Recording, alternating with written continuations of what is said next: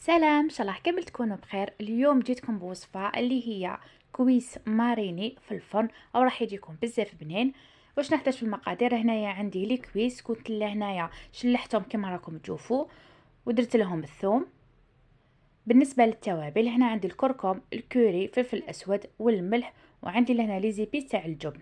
نضيفهم لهنايا للزيت، نخلطهم مليح، من بعد نضيفهم للدجاج. نتبل الدجاج مليح، من بعد نحطه في الثلاجة حوالي 4 ساعات. من بعد ما تجوز هذيك ال4 ساعات، هنايا عندي في بلا كنت قطعت حبة بصلة بهذا الشكل، نضيف الدجاج.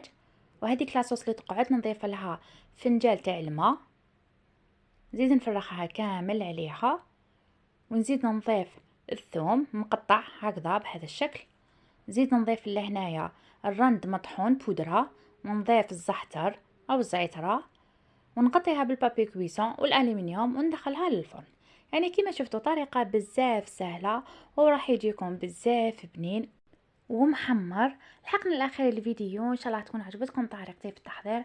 قلكم سلام وتهلاو في رواحكم.